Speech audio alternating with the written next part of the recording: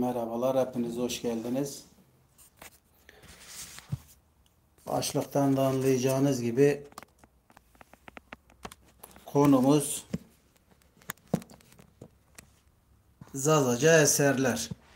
Yani Zaza dilinin yaşaması için yazılan eserlere değineceğiz. Ben eminim zaten Zazalarımızın çoğu okuma konusunda sıkıntıları var. Daha doğrusu Türkiye'nin okuma konusunda sıkıntıları var da. Şimdi biz şunu biliyoruz. Değil mi? Yani konu biz Zazalar olduğunda çıkan eserlerden bir haberiz. Haberimiz olmuyor. O da ilginç bir durum. Çıkan eserlerden bir haberiz. Yani haberimiz olmuyor. Nedense. Onu da çözebilmiş değilim daha da. Bir duyarsızlık var. Bir Zaza eserlerine bir duyarsızlık var. Yani bu eserleri niçin bu yok olan dilin mensupları okuma gereği duymuyor ya da niçin bu Zaza dilinin mensupları acaba benim dilimde bir eser piyasaya çıkmış mı? Bunu neden demiyor onu da bilemiyorum. Ama şu bilinmeli. Zaza dilinde yazılmış çokça eser var. Yani çok eser var. Bizim elimizde hepsi yok. Yani şunu diyemem size ya arkadaşlar işte bütün Zaza eserlerini bir araya topladık. Size bütün eserleri göstermek gibi bir şansım yok. Bunu bir sefer bilmeniz lazım. Zazaca yazılı eserler birçoğumuz ben de dahil olmak üzere aktif bir şekilde Zazacayı konuşamıyoruz. Bu bir gerçek yani. Aktif bir şekilde Zazacayı konuşamıyoruz. Yani o da bizim aybımız. Yapıyorum yani en azından şunu yapmaya çalışıyorum. Elimizdeki Zazaca eserleri tanıtmaya çalışıyorum. Yani gönül ister ki ulusal basında bu yazarlarımızı davet etsinler ve eserlerini kendileri tanıtsın.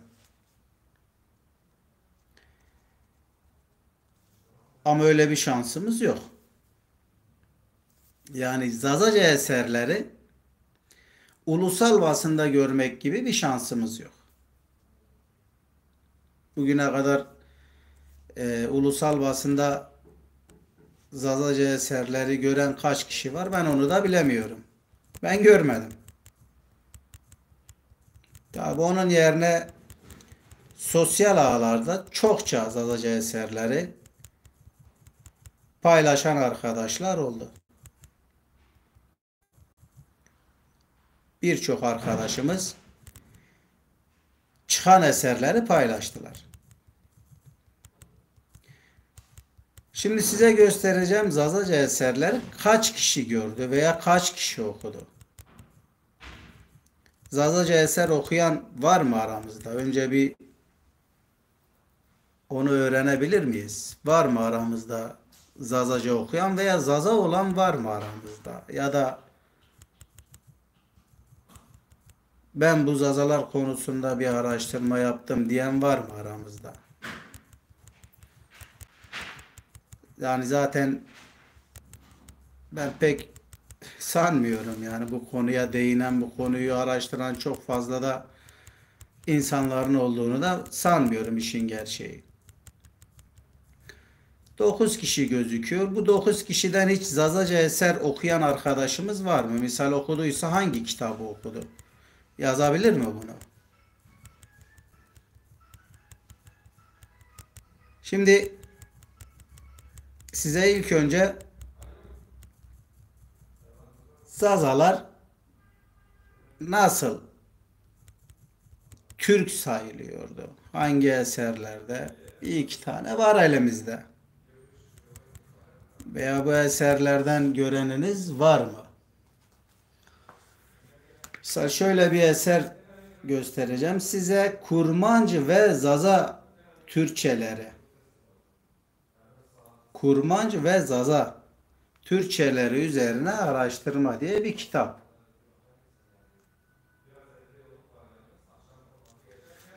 Yani Zazacayı ve Kürtçeyi Türkçe kabul eden bir kitap. Şu dönemleri hatırlayan yaşınız varsa, bir inkar politikası bu eserde yapıldı. Bu da Zaza ve Kürtlerin inkar edildiği bir diğer eser. Şurada görebilirsiniz.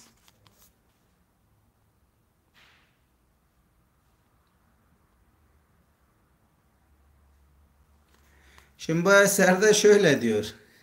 İki Türk boyu Zazalar ve Kurmancılar. Yani bu iki eser Zazaları ve Kürtleri Türk olarak göstermeye çalışan eserler. Yani bu halkları inkar eden eserler. Günümüzde aynı şeyi Kürtler yapıyor. Aynı şeyi. Türkler bu işi bıraktı. Kürt milliyetçileri aldı ve şu an Zazaları onlar inkar ediyor. Peki. Zazalar bu konuda ne yapıyor? Zazalar bu inkarcılık karşısında ne yapıyor? Bir çalışmaları var mı? Eserleri size gösterdim. İki Türk boyu Zazalar ve Kürtler.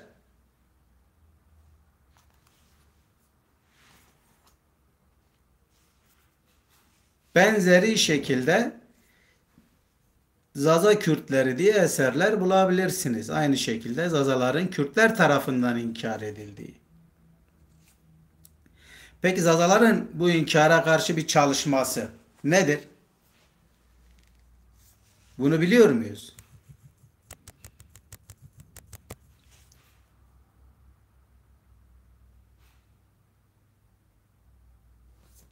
Şöyle bakın.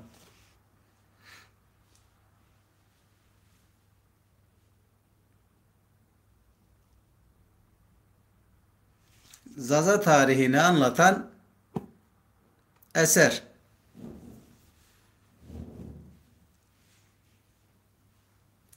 Sümerlerden bu yana biz Zazalar. Zazalar inkar edenler var ama Zazalar buna karşı boş durmuyor. Yani siz bizi inkar edemezsiniz diyerek eserler piyasaya çıkarıyorlar. Sümerlerden bu yana biz Zazalar eserini gördünüz. Türkçe yazılı bir kitaptır.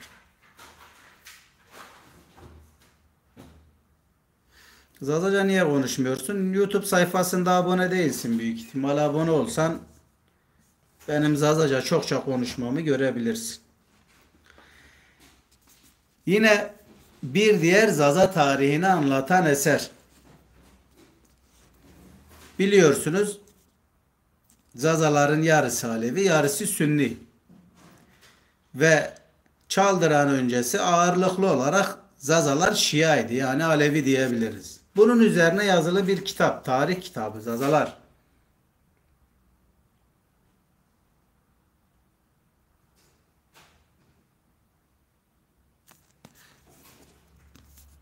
Talip Ersöz'ün Zaza tarihi ve Zaza coğrafyasında Alevilik gerçeği.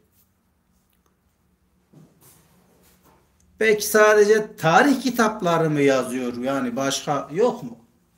Yani Zazalar sadece tarihle mi ilgileniyor? Değil. Misal, sözlük. Zazaca sözlük. Şöyle göstereyim size. Zazaca sözlük. İbrahim Buhan'ın yazmış olduğu, Bingöl Zaza Der'in de başkanıdır kendisi. Zazaca sözlük. Yani Zaza dili yok oluyor, unutuluyor. Kelimeleri yok olmasın diye Zazaların çalışmaları. Şimdi bir tane sözlük gösterdim. Dinleyen arkadaşlar, yani paylaşın bunu. Bu yayını paylaşın. Her yerde Zazalar üzerine bir konuşma bulamazsınız. Zaza eserleri üzerine bir yayın bulamazsınız. Bir diğer sözlük. Zazaca sözlükler.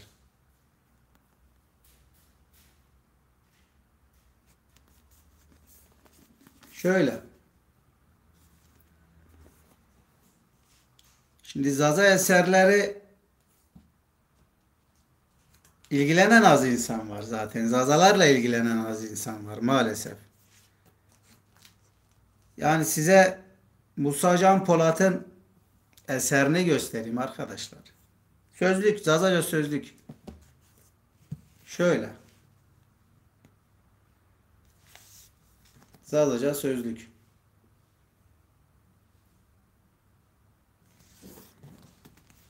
Şimdi kimileri diyor ki Zazaca yok. Zaza dili yok oldu. Zaza dili yok olmaz arkadaşlar bak.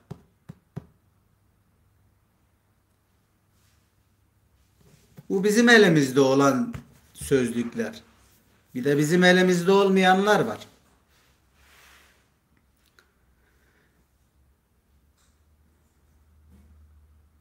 Birçok dilde benzerlik var. Zülfü Selcan, Munzur, Zaza dili bölüm başkanı, dil bilimcidir kendisi. Eseri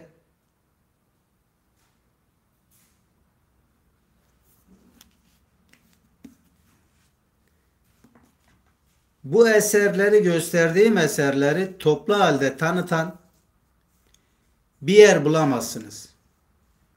Bir program bulamazsınız. Elimizdeki eserleri, kendi elimizdeki eserleri biz burada tanıtıyoruz ki insanlarımız Zazaca yazılı eserleri görsünler. Belki almak isterler, belki okumak isterler, belki bu eserlere ulaşmak isterler. Bu amaçla bu eserleri paylaşıyoruz. Şimdi bugüne kadar Azerbaycan Özerk bölgesinde şahslar var. Bunların dili Zazaca ile çok benziyor. Müthiş bir benzerlik var Talişlerle Zazalar arasında. Zaten Zazaların birinci derece akrabalarıdır Talişler.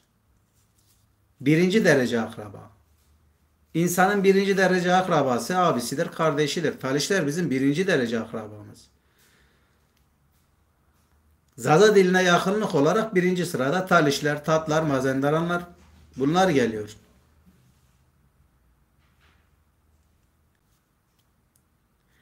Kanalı takip etmiyorsanız arkadaşlar kanalımızı takip edin ve paylaşın. Bu eserleri herkes görsün. Yani bir Zazaca eser piyasaya çabuk çıkmıyor. Zordur Zazaca. Yani yok olma tehlikesinde olan bir dili yaşatmak zordur. Gerçekten zordur. Şimdi ben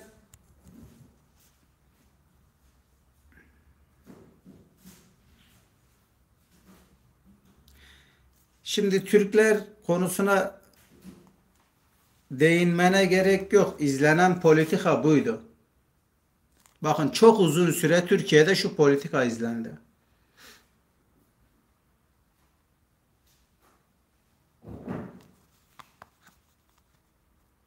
İki Türk boyu olarak Zazaları ve Kürtleri gösterdiler.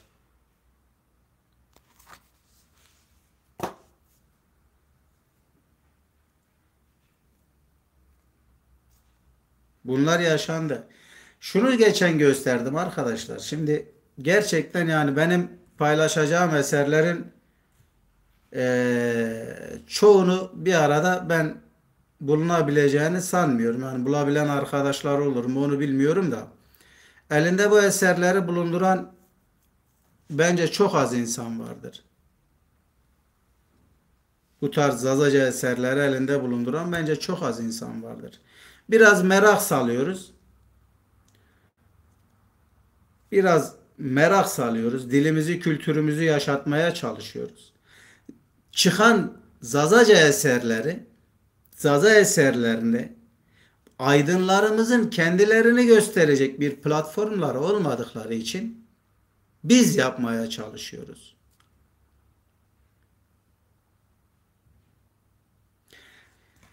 Şu Musa Can Polat'ın eserini yani kaç tane Zaza görmüştür? Şöyle bir Zazaca eser var elimizde.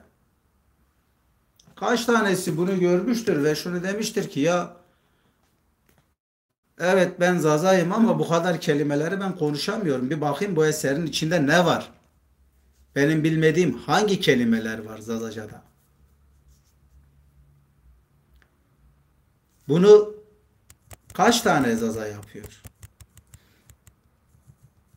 Kaç tane Zaza bu eserleri çıktığından haberdar? Kaç tane Zaza bu konuya değiniyor? Şimdi size gösterdiğim tarih kitapları, size gösterdiğim sözlükler. Zaten bizim dilimizin sıkıntısı ne? Artık dilimizi konuşmuyoruz. Yani Zazaca'nın en büyük sıkıntısı bu değil mi zaten? Bu sözlükler elinizde olduğunuzda kendi Zazaca'nızı geliştirebilirsiniz. Veya tarih kitaplarını gösterdiklerimi okuduğunuzda Zazalar hakkında bilgi sahibi olabilirsiniz. Bunların hepsi mümkün. Zazacayı aynı zamanda yazabilmek de önemli. Yani konuşmak kadar yazabilmek de önemli Zazacayı. Bir dili geliştirmek için o dili de okumak gerekiyor. Yani Zaza dilini aktif bir şekilde konuştuğunuz gibi okuyabiliyor musunuz? Ben Zaza dilini aktif bir şekilde konuşuyorum. Benim dilimdir ama okumada o kadar iyi değilim. Bunu geliştirmek için zaten Zazaca yazılı eserlere ilgi duyuyorum. Ve Zazaca yazılı eserler okuyorum. Gılgameş Destanı'nı size göstereyim. Gılgameş Destanı'nı herkes duymuştur. İşte Türkler Türklere bağlıyor, Kürtler Kürtlere bağlıyor. Gılgameş Destanı. Zazaca yazıldı Gılgameş Destanı.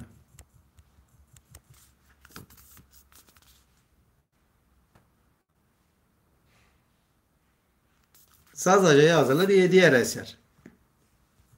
Mesela Gılgameş Destanı'nın Zazaca yazıldığından kaç tane arkadaşımızın haberi vardı?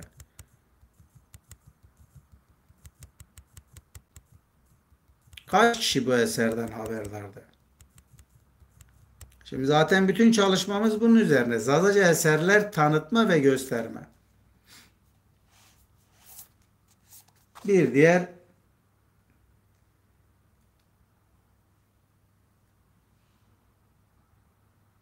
bunlar hep Zazaca arkadaşlar.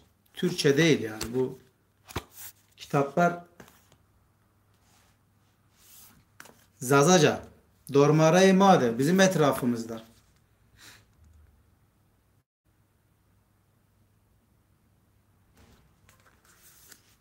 Niçin misal Zazaca eserlere ilgi duyulmuyor? Neden Zaza dili yok olma aşamasına geldi? İnsanlarımız çıkan eserlerden neden haberdar değil? Ulusal bir kanalımız yok maalesef. Maalesef ulusal bir kanalımız yok. Misal şu.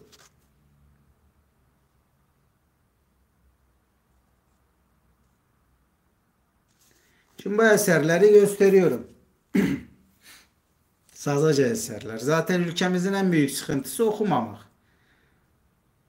İnsanlarımız okumuyor. Bu arada bu gösterdiğim bütün eserleri Şu an ekranda göreceğiniz eserleri Diyarbakır Zaza Dili Kültür Derneği'nden temin edebilirsiniz.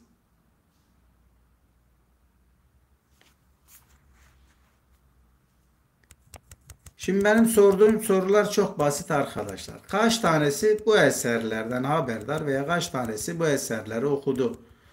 Kaç kişi okudu?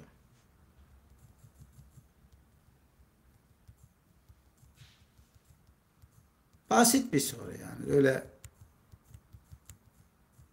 ben doğru düzgün bu eserlerden haberdar olan insanlar olduğunu sanmıyorum.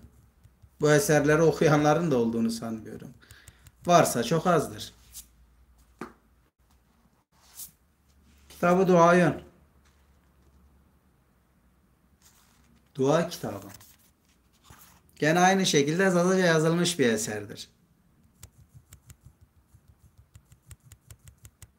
Ya konu Zazalar mı? Ben almayayım diyen çok insan var. Çok insan var. Yani konu Zazalar olduğunda ya bunlar da nereden çıktı diyen çok insan var. Haddinden fazla. Zazalar nedense kendi diline duyarlı değil. Ben onu çözemiyorum. Gerçekten anlamıyorum. Yani neden kendi diline uzaklaşırsın? Neden kendi dilini bırakıp da başka dillere konuşursun? Neden kendi diline, kültürüne sahip çıkmazsın? Neden kendinden bahsetmezsin? Zaten sen kendinden bahsetmediğin zaman başkaları senden bahsederken seni başkasına bağlıyor.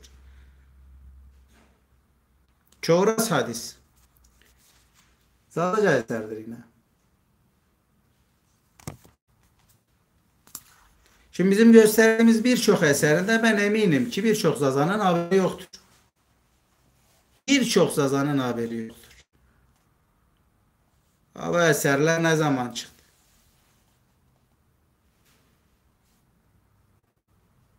Öyle değil mi? Bir diğer eser.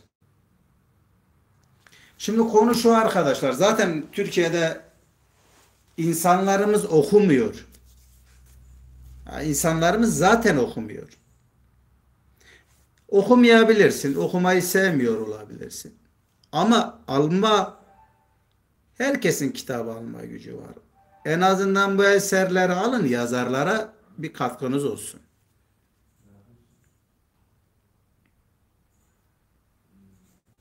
Tek tek Zazaca kitaplar arayabilirsiniz. Önünüze çıkar, kim çıkmaz, hangi eserler çıkar, hangi eserler çıkmaz.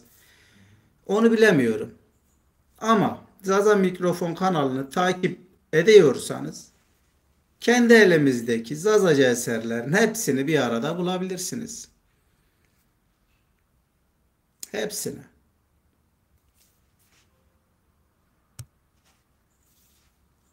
Takip ederseniz. Halbuki nar.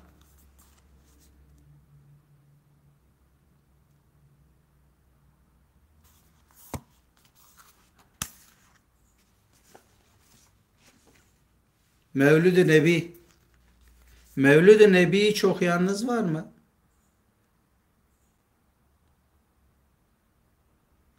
Mevlid-i Nebi'yi çok okuyan arkadaşımız var mı? Misal yaslara gittiğimizde Mevlüt'te ya Kürtçe Mevlüt veriliyor ya Türkçe Mevlüt veriliyor.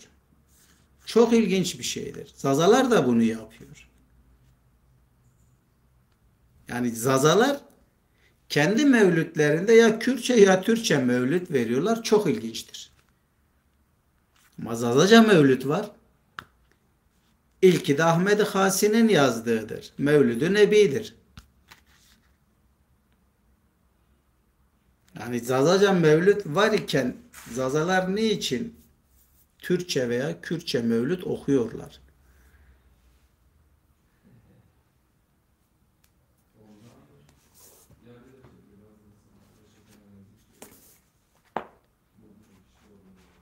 Timonek diğer bir Zazaca eser. Şimdi arkadaşlar genelde bu eserlere ilgi duymayız. Yani Zazaca yazılmıştır.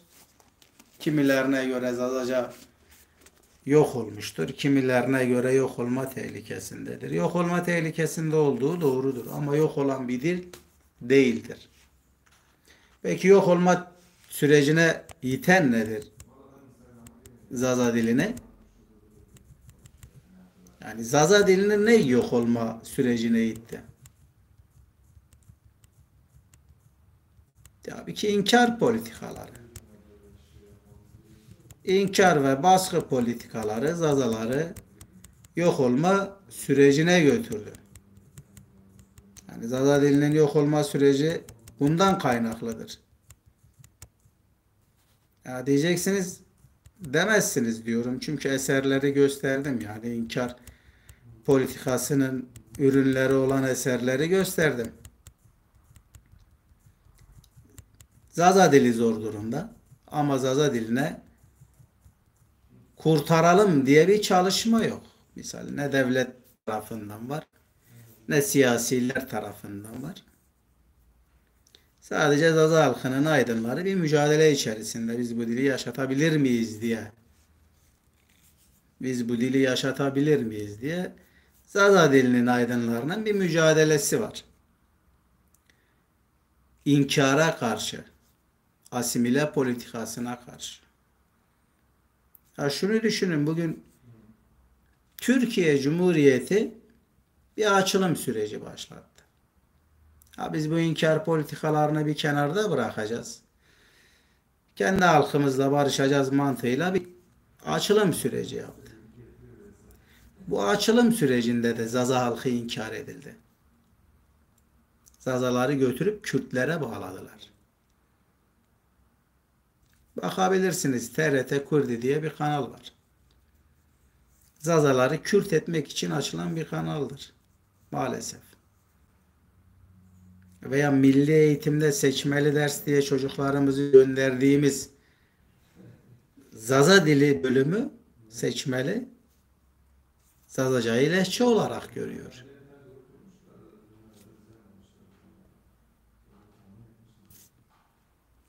Maalesef durum bundan ibaret. Maalesef. Yani sıkıntılarımız çok. Zazaların çok sıkıntıları var. Eser çıkıyor, eseri okuyan yok. Çünkü haberdar değil ki. Öyle bir eserden haberi yok. Yani bunu bilen kaç kişi var? Yani bu gösterdiğim eserleri bilen kaç kişi var? Okuyan kaç kişi var? Yazarlarıyla ilgilenen kaç kişi var?